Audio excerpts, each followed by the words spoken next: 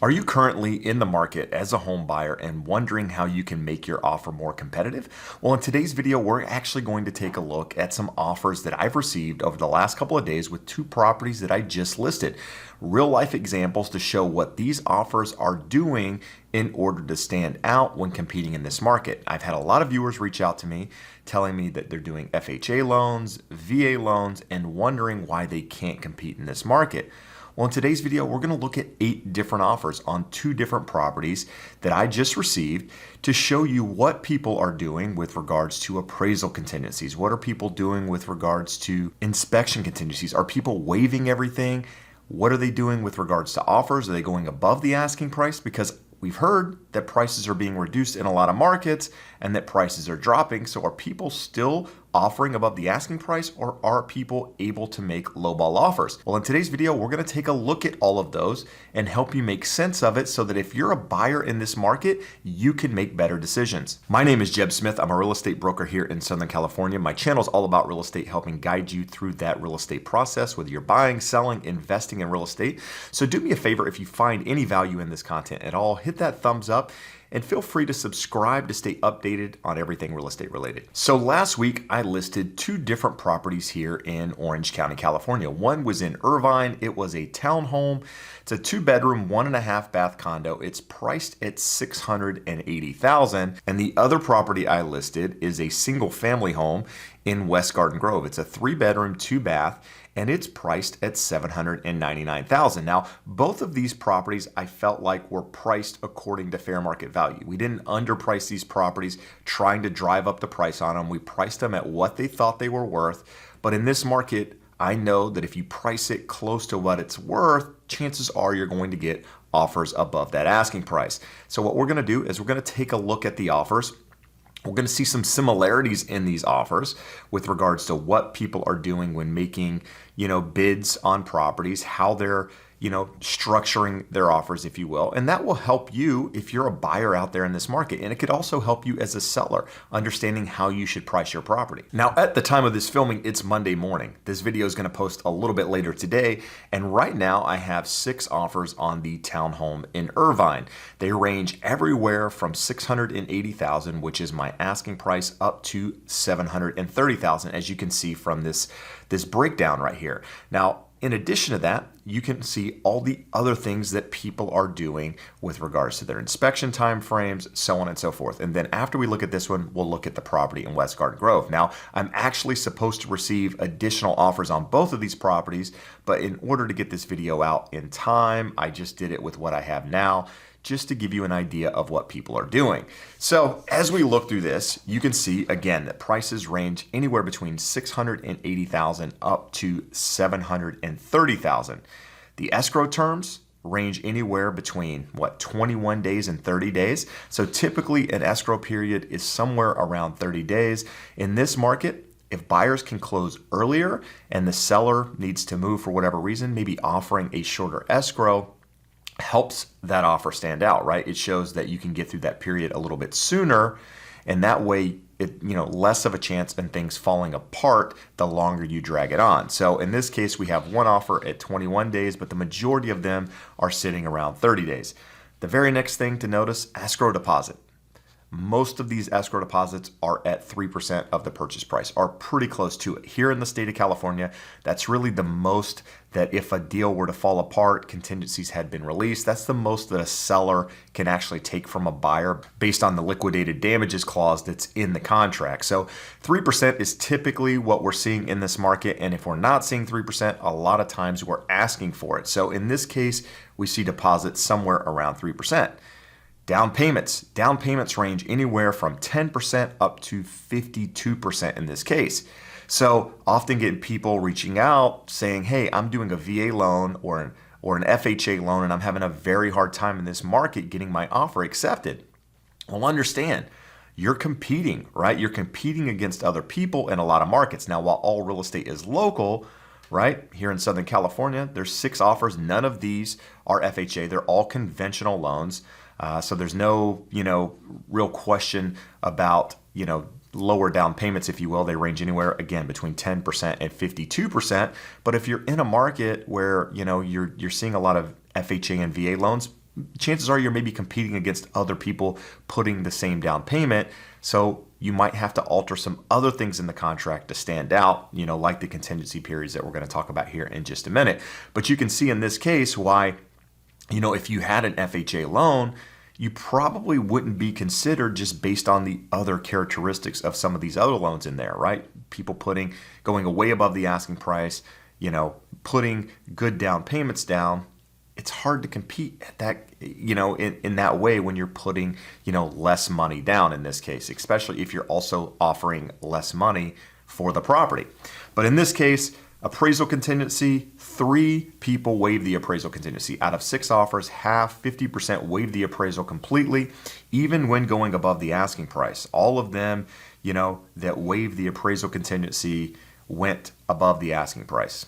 702 offers at 720. So the 720s, that's $40,000 above the asking price. Both waived the appraisal contingency. In addition, loan contingency. We had one person waive the loan contingency. They also waived the appraisal contingency in this case. The majority of people kept the loan contingency in place. 21 days is what our contract reads. So, 3 people had it at 21 days. 2 people lowered it to 14 days. 1 person waived it entirely. Inspection contingency. So in this market, you've heard a lot of people talk about you have to waive the inspection in order to get your offer accepted. You have to do, all of this crazy stuff. In this case, every single person kept their inspection in place. Now, they did shorten the contingency periods down, from 17 days. One we have at 5 days, one we have at 14 days, 10 days. 3 kept it at the original contract. So nobody waived the inspection entirely in this case. Home warranty, 5 of the 6 people asked for a home warranty. Termite, 3 of the people waived the termite, as you can see. Here in California, we have termite inspections. There are termites because we live by the water.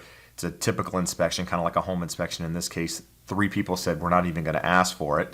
But that doesn't mean they can't ask for it as they get into the request for repairs. It just means they didn't ask for it initially with the original contract. No one had a property to sell. So 0 people out of these 6 offers had a property to sell. So no contingent offers. Now, you often hear me talking about if you're a seller and also a buyer, how tough it is to get a contingent offer accepted. Well, that's because you're competing a lot of times against people that don't have anything to sell.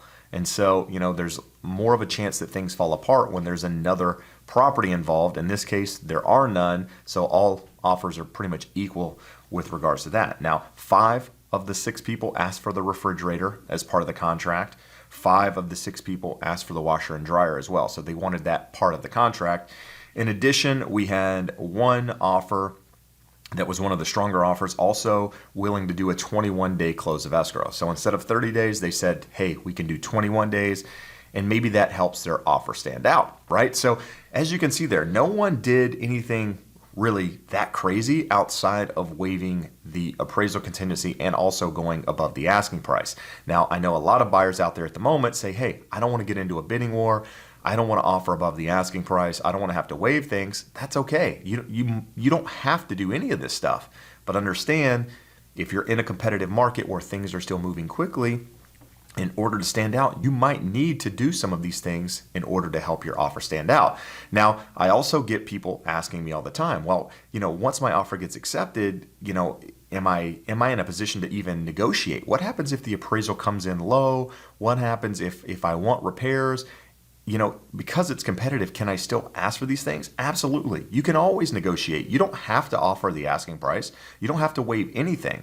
I'm just showing you what people are doing in the market that I'm in at the moment in order to stand out, so that if you're in one of these environments, you can do maybe some of these things, all of these things in order to help your offer stand out. Now, the very next property I'm going to look at here is a property that was priced a little bit more. It is a single family home, as I mentioned. It's priced at $799. Again, what we think is fair market value. Currently, I have 2 offers on this property. So 2 properties listed as of Friday of last week. We did showings all weekend long. We're reviewing offers today, and we had 8 offers out of those 2 properties. So, if you're here in Orange County, things are still moving. Things are still competitive. I mean, you can see what people are doing here. Now, these 2 offers, both offers are above the asking price. One is at $837,500. The other one's at $899. $100,000 more than my asking price. Both are asking for 30 days. One is doing a $40,000 escrow deposit. The other one's asking for $20,000. One down payment is at 5%. The other one's at 25%. Now, the very first offer here would be a competitive offer, even though it's 5% down, if I hadn't received the second offer. Now, the second offer really stands out, right? Not only that, they waive the appraisal. So the appraisal doesn't come in, so that we're not having to worry about them renegotiating the appraised value. Loan contingency, they cut that down to 14 days. Inspection contingency, 7 days. Now, the first offer waived the inspection entirely. They said, we're not going to ask you for an inspection. But they're $60,000 lower than the other. I would rather take my chances with the person that's going to ask me for a bunch of repairs and get more money than the lower offer in this case. Home warranty, both people are asking for it.